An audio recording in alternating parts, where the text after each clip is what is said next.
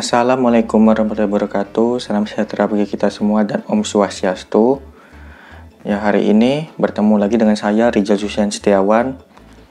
Pada kesempatan kali ini saya akan sharing terkait materi training yang pernah saya ikuti, yaitu adalah Basic Accident Investigation, atau bisa kalian sebut ataupun kalian sering dengar terkait dengan investigasi kecelakaan kerja. Nah, mungkin ada yang pernah melihat sendiri kecelakaan kerja di tempat kerjanya, ataupun mungkin sering mendengar isu-isu terkait kecelakaan kerja. Adapun kecelakaan kerja tersebut harus diinvestigasi. Bagaimana proses investigasinya dan apa sih sebenarnya investigasi itu digunakan selanjutnya? Kita akan membahas hal tersebut. Namun sebelum itu, jangan lupa like video saya. Dan juga yang terpenting, jangan lupa klik subscribe dan klik lonceng untuk tahu update info terbaru video di channel saya.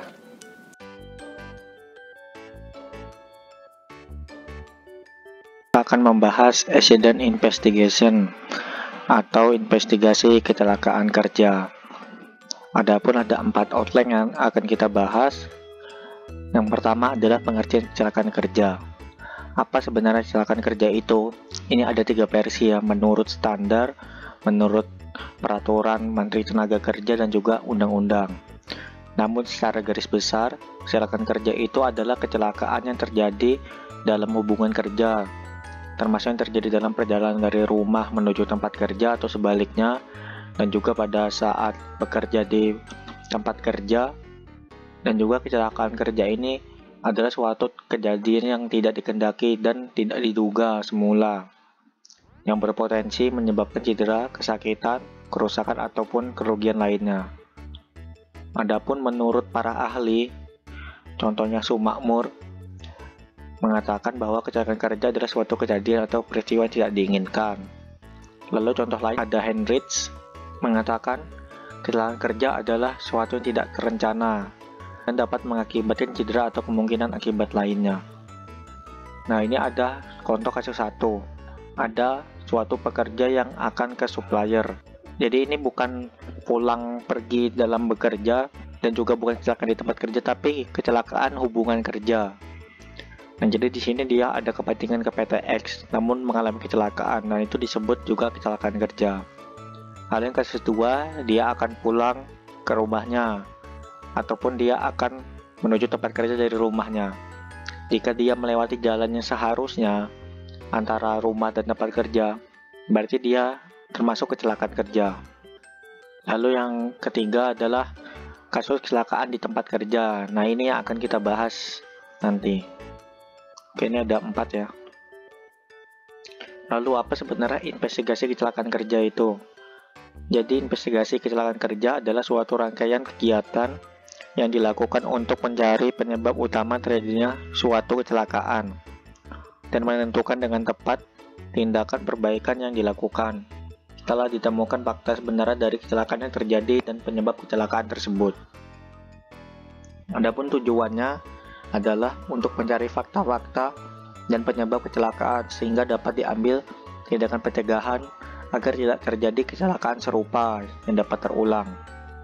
Lalu siapa yang melakukan investigasi?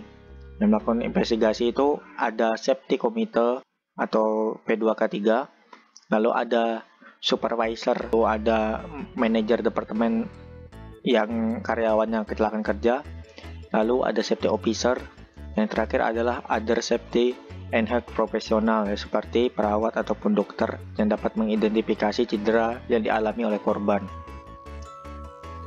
Adapun untuk gunung es biaya kecelakaan kerja, selama ini yang terlihat mungkin hanya sedikit gaji dari biaya diasuransikan. Lalu yang kedua adalah pengobatan atau perawatan dari karyawan yang mengalami kecelakaan kerja tersebut. Namun di sisi lain ada hal yang tidak terlihat. Contohnya seperti kerusakan peralatan dan perkakas, kerusakan produk dan material, gangguan produksi, biaya legal hukum, pengeluaran biaya untuk penyediaan fasilitas dan peralatan gawat darurat, lalu ada gaji yang terus dibayar untuk waktu yang hilang, biaya pemakaian pekerja pengganti, upah lembur, dan juga hilangnya bisnis dan nama baik. Dan ini ada yang namanya teori Ilse Loss Causation Model. Jadi teori Ilse Loss Causation Model ini merupakan salah satu teori yang menjelaskan tentang berbagai penyebab dan akibat dari suatu kecelakaan. Teori ini menggambarkan tentang urutan faktor-faktor penyebab kecelakaan hingga kerugian akibat kecelakaan tersebut. Adapun yang pertama adalah kerugian. Nah, ini adalah kecelakaan atau kerusakan yang tak diharapkan. Contohnya adalah manusia, peralatan, material, dan lingkungan. Lalu ada insiden atau kontak. Apa aja ini? Ini adalah kontak dengan energi atau bahan ataupun zat. Contohnya seperti struck against, menabrak atau membentur benda diam atau bergerak. Struck by, terpukul atau tertabrak oleh benda bergerak.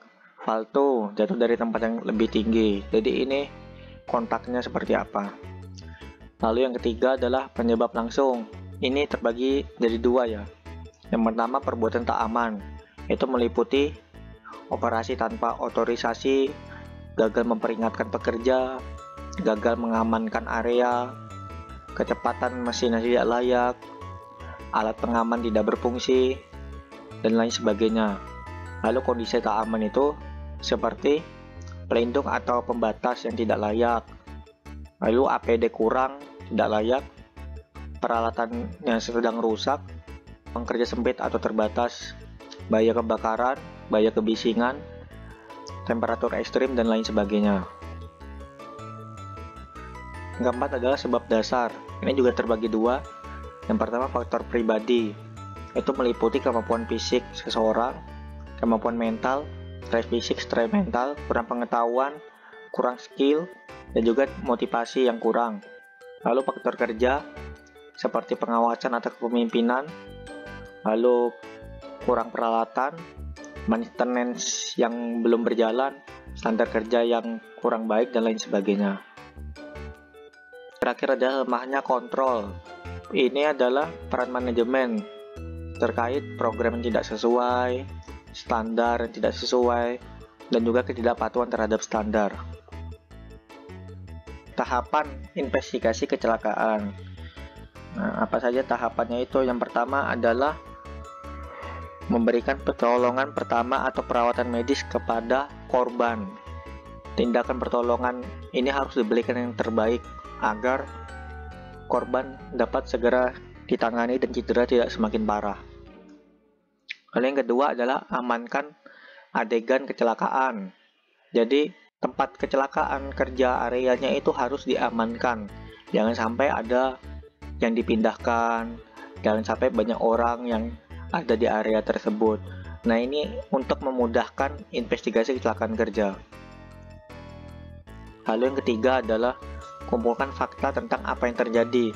Di sini kumpulkan fakta, jangan mencari kambing hitam. Jadi fokus pada penyebabnya. Perlu 5W plus 1H pada pengumpulan fakta. Contohnya, ini ada kasus pekerja yang jatuh karena menaiki tangga. Interviewnya menanyakan apa yang menyebabkan sampai korban terjatuh dari tangga. Jawabannya, anak tangganya patah. Mengapa sampai anak tangga patah? Karena korban tidak tahu bahwa anak tangga sudah retak sebelumnya. Mengapa retak anak tangga tidak kelihatan? Karena retaknya tertutup oleh cat kayu. Lalu ada pertanyaan lagi, siapa yang mengecat anak tangga dengan cat kayu? Jawabannya adalah bagian maintenance, menurut kebiasaan yang sudah ada. Lalu mengapa tidak diadakan inspeksi sebelumnya sehingga kondisi tangga dan anak tangga dapat diketahui? Jawabannya memang tidak ada kebiasaan untuk inspeksi dan tidak ada ketentuannya ataupun peraturannya. Mengapa korban tidak memeriksa sebelum dia menaikinya? Karena korban merasa terlihat baik-baik saja tangganya, tidak ada pemeriksaan tangga dan pelatihan keselamatan tangga. Mengapa korban tidak dilatih tentang keselamatan pemakaian tangga dan tangga tidak dicek? Jawabannya adalah di instansi tidak ada program latihan keselamatan pemakaian peralatan, termasuk tangga dan check sheet pengecekan tangga. Nah, dari ilustrasi di atas kita dapat menyimpulkan. Yang pertama itu sebab langsung dari kecelakaan tersebut adalah anak tangga sudah retak sebelumnya, cat kayu menutupi bagian yang retak dari anak tangga, dan juga korban tidak mengeceknya sebelum menaiki. Yang kedua, tidak ada prosedur inspeksi tangga. Yang ketiga, tidak ada peraturan atau standar yang menentukan tangga kayu hanya boleh dipernis transparan, tidak boleh dicat kayu. Yang keempat, tidak ada prosedur training keselamatan. Karyawan bekerja hanya berlandaskan kebiasaan. Yang terakhir adalah sebab dari suatu kecelakaan itu ternyata banyak. Nah, jadi latar belakang dari sebab langsung justru merupakan faktor penyebab kecelakaan yang sangat penting artinya dalam program pencegahan kecelakaan. Langkah yang keempat adalah tentukan penyebabnya. Jadi kejadian cedera selalu merupakan hasil dari serangkaian faktor. Jadi di sini adalah fokus on the system. Untuk menemukan akar penyebab, analisis harus berfokus pada sistem daripada berfokus pada orang. Jadi dari contoh kasus yang kita bahas sebelumnya, kalau kita mau melakukan tindakan perbaikan, mungkin yang terlintas sejenak hanya terbatas pada jadi tangga yang sudah rusak dengan yang tangga yang baru. Lalu yang kedua adalah instruksikan korban untuk memeriksa tangga sebelum menaikinya. Namun itu tidak cukup. Jadi dua tindakan perbaikan tersebut tidak akan mengurangi penyakit. Sebab yang pertama, tangga penggantinya di kemudian hari dapat retak lagi, dan juga retaknya akan tertutup oleh cat kayu. Yang kedua adalah orang lain dapat terjatuh lagi, karena yang menerima instruksi untuk memeriksa tangga sebelum menaiki hanya orang itu sendiri. Jadi karyawan yang lain tidak tahu. Sehingga akar penyebab dari kecelakaan terjatuh dari tangga bisa kita temukan. Yang pertama, tidak adanya standar pengecekan tangga. Yang kedua, tidak adanya prosedur inspeksi atau pengecekan tangga. Yang ketiga adalah tidak ada prosedur training keselamatan. Langkah kelima adalah perbaikan yang disarankan atau improvementnya apa. Rekomendasi untuk tindakan korektif harus mengatasi setiap akar penyebab yang diidentifikasi dalam analisis. Tetapkan spesifik dalam instruksi untuk apa tindakan tersebut dan bagaimana tindakan itu harus dilaksanakan. Nah, jadi di sini harus ada horizontal deployment-nya.